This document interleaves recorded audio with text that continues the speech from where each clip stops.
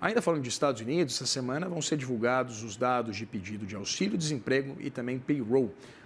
A dúvida que fica no mercado financeiro é se esses dados podem consolidar a decisão de corte de juros lá por parte do Federal Reserve. Para a gente discutir esse cenário econômico norte-americano, a gente conversa agora com o José Faria Júnior, CEO da Wagner Investimentos. Seja muito bem-vindo e boa tarde, José. A todos que nos assistem na CNN Money. José, queria começar te perguntando exatamente sobre essas perspectivas da condução da política monetária por lá. Isso porque a gente acompanhou pelo menos uma tendência, né, indicada pelo presidente do Fed, Jerome Powell, dada essa preocupação com o cenário de empregos no país, que o Federal Reserve poderia, assim, realizar mais dois cortes esse ano. Você acha esse cenário ainda factível, exatamente com essa expectativa também da publicação do payroll? É evidente, né? A gente vai fazer aqui um exercício de futurologia na próxima sexta-feira. Pois é, o payroll depende do que você estava comentando um pouco antes, né, de não ter o shutdown, né, porque o shutdown provavelmente até vai adiar o dado aí do emprego americano que será divulgado nessa sexta. Bom, a gente no início do ano, até que na própria CNN Money comentava que o emprego deveria crescer num ritmo bem menor do que observado no ano passado, em torno de 120 mil vagas criadas por mês, o que se provou verdade por um tempo. O que a gente está observando, e até o próprio Fed de San Luís já soltou alguns artigos, é que muito provavelmente a questão da inteligência artificial já está reduzindo a criação de vagas. A gente observa que o emprego dos executivos mais jovens, que é o white collar, né, que a gente chama assim, duplicou essa taxa de desemprego de 4 para 8%, e a população mais jovem, sobretudo homens, né, essa população de 16 a 25 anos, o desemprego pulou de 4 para 10,5%. Então, tudo isso são situações em que a gente tem que se questionar até que ponto uma queda da taxa de juros vai realmente reavivar o mercado de trabalho americano. Nós temos visto algumas consultorias falando que o novo normal do payroll seria na faixa de 30 mil vagas por mês, e a gente tem visto alguns dados, né, de demanda de trabalho meio fracas. Então, no momento, há pouca demanda, as empresas estão na dúvidas ainda por conta das tarifas. Hoje tem menos dúvida de tarifa, mas novas tarifas surgiram, como móveis, farmacêuticos, agora filmes. Então, isso deixa o mercado assim: contrato menos, demito menos, está um pouco congelado. Mas eu acho que o grande pano de fundo a gente tem que começar a discutir é qual é o novo normal do payroll, porque antes da pandemia eram 100 mil vagas, aí com a pandemia e o excesso de imigração pulou para 270 mil, segundo o Morgan. E agora a gente está vendo estudos que esse número é 30, 50 mil. Interessante, José, esse dado, porque se eu não estou enganado, foi o payroll do mês passado, de agosto, cuja expectativa do mercado era de criação de 75 mil novas vagas nos Estados Unidos, foram criadas apenas 22 mil novas vagas, né? É curioso a gente pensar desse ponto de vista mais estrutural. É evidente que mudanças estruturais elas demoram mais tempo, mas você diria que a partir dessa política monetária, política comercial engendrada por Donald Trump, essa tentativa de reindustrializar os Estados Unidos por meio exatamente dessa imposição de tarifas, a gente pode acompanhar algum tipo de mudança estrutural também no mercado de trabalho nos Estados Unidos, pensando, como você disse, né, tanto nessas novas tecnologias, mas também nesse cenário imposto pelo governo de Donald Trump? Sabe qual que é a dúvida, Vitor? Porque os Estados Unidos querem transportar para lá as indústrias que estão lá fora e que já estão bem assentadas e fazem um custo muito baixo sua produção. Então, não, vamos trazer a indústria, vamos reindustrializar os Estados Unidos, que é o grande mote do Trump, inclusive desde a eleição que ele teve lá em 2017, né, a primeira vez. Mas quem garante que o mesmo número de vagas de empregos de uma indústria automobilística lá fora vai ser nos Estados Unidos uma planta nova? A gente observa algumas plantas chinesas em que a produtividade em relação à Ford é tipo 5 vezes maior. Então, as novas plantas que vão ser construídas nos Estados Unidos, inclusive a China já tem o que a gente chama de fábricas cegas, né? Que não há trabalhador, e acho que, se não me engano, é a Xiaomi, né? Que já faz celular sem ter trabalhador. qual vai ser o uso intensivo de tecnologia industrial para os Estados Unidos, que pode ser que aumente a produção industrial, mas não gere muito emprego. Então, essa é uma dúvida que está sendo levantada. Eu acho que o mercado de trabalho não é tão fraco como está sendo dito. Naturalmente, há um congelamento de contratação e demissão, mas quando a gente pega o dado do Jobless Claims, a gente já observou que ele voltou para um número razoável, em torno de 220 mil. A gente tem picos, geralmente, do Jobless em semanas de feriado, inclusive dia 13 é feriado americano, né, Columbus Day, e deve ter um outro pico aí no Jobless, né? O Departamento de Trabalho não consegue capturar bem os feriados. Mas então, o fluxo de pessoas pedindo seguro-desemprego está em torno de 220 mil, 230. Agora, o estoque, que é o contínuo jobless, já caiu 40, 50 mil, está 1.930.000. Então, assim, o mercado de trabalho parece que melhorou um pouco, ele ainda está relativamente congelado. A gente observa que consultorias privadas como a Indeed, né, que divulgam vagas, não tem muitas ofertas em relação ao passado, mas eu acho que esse mercado vai melhorar e, naturalmente, eu penso que mais 2 cortes de juros esse ano ainda é viável. Nós aqui da Wagner Investimentos não achamos que teremos mais 5 cortes, como a curva está falando. Hoje já caiu para 4. A gente acha que mais 2, 3 deve ser suficiente em termos econômicos para a economia americana estar bem. O ponto, o quanto que o Fed vai modificar com a saída do Powell. E essa projeção feita por vocês, José, ela envolve exatamente uma incursão para trazer o PCI para o centro da meta, né, de 2%. Hoje, se não me engano, está em 2,7%. De novo, queria entender essa correlação.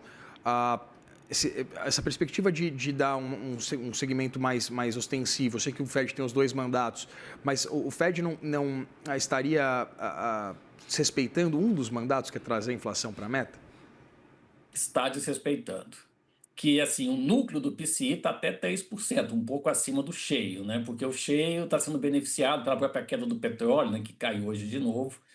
Mas, assim, de certa forma está desrespeitando, sim. É que ele está com medo do mercado de trabalho enfraquecer. Tem um ponto crítico na economia americana, que é o mercado de casas. Se a gente pega o PIB e decompõe o PIB, no primeiro trimestre, casas, o investimento foi zero, caiu no segundo trimestre e caiu no terceiro trimestre. Agora, foi divulgado o PIB americano do segundo trimestre na quinta-feira passada. E na sexta-feira, depois da divulgação do PCI, que inclui também os dados de renda e consumo, o Fed de Atlanta rodou novamente o modelo dele, né, o GDP Now do PIB do trimestre atual, né, que acaba amanhã. A surpresa é que o trimestre passado, o núcleo do PIB, que a gente chama de gasto das famílias mais o CAPEX, que está sendo liderado por AI, mais investimento residencial, subiu 2,9. É muito.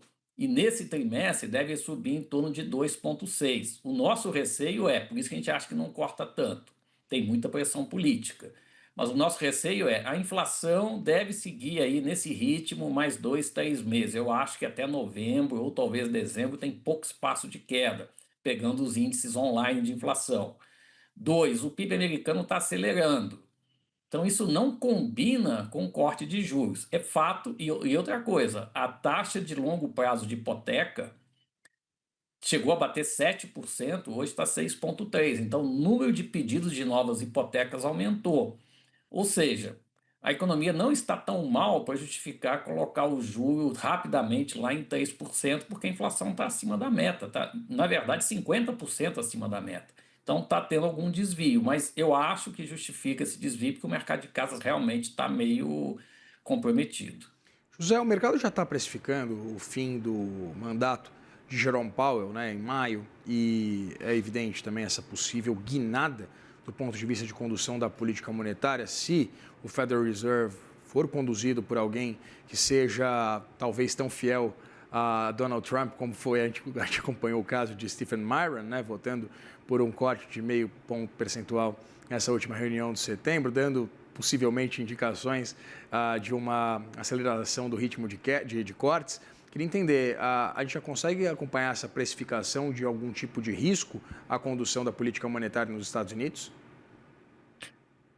Ô Vitor, só um ponto aqui antes, né? Nós temos o Fed tem 19 membros e o comitê, que é o FONC, tem 11. Desses 11 membros, 4 são externos, né? Que, e a gente tem 7 que são fixos. Desses fixos, são 6 governadores mais o presidente. Então, dos membros fixos, o Trump já tem a metade.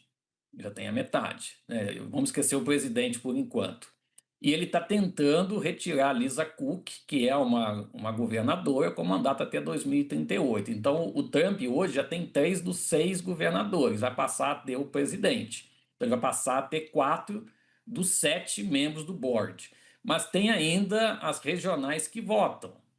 Então, não é assim, ele não vai ter a maioria, tá? Mas ele vai ter uma capacidade de influenciar muito mais o comitê. Então, se esse presidente, que geralmente o presidente tem uma grande capacidade de influenciar, for meio estilo do Myron e querer cortar 150 pontos esse ano, com a economia acelerando, isso não vai dar certo, né? Isso vai trazer uma inflação de volta. Esse risco a gente não observa, tanto que o mercado coloca só mais 5 cortes na curva, né? Não é nenhum grande absurdo. E o que você comentou um pouco antes, inclusive agora, o ouro. Então a gente está observando que bolsa, né, ativos reais, bolsa, ouro, prata, Bitcoin eu sei que não está na máxima, né? Mas assim, isso está tendo uma demanda grande, porque as pessoas estão muito desconfiadas de moeda e título. Então, aonde eu posso proteger meu dinheiro? Eu posso comprar prata, ouro, Bitcoin e bolsa. E essas coisas estão todas, com alguma exceção, aí está tudo na máxima, que é uma grande desconfiança da condução de política monetária. Então, faz sentido a busca de ativos alternativos. Já é uma desconfiança do mercado, mas na curva de juros ainda não. E será muito ruim se colocar alguém que force uma queda sem fundamento econômico. Aí a gente pode ter um repique inflacionário.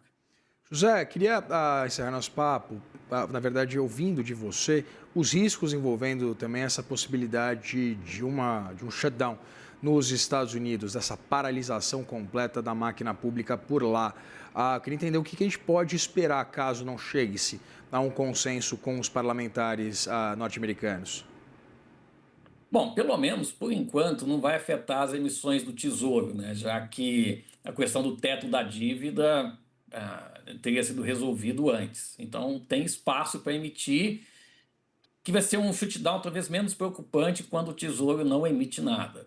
Agora, o que mais vai preocupar no final da história, porque vai ter alguma perda de atividade naturalmente, mas é porque o dado do emprego não vai ser divulgado. Então, o mercado vai ficar dependendo de um ADP, que não é um dado muito confiável, pelo menos tem se provado assim quando a gente compara com o payroll, então vai deixar o mercado muito às escuras. Eu acho que isso dará um efeito de incerteza.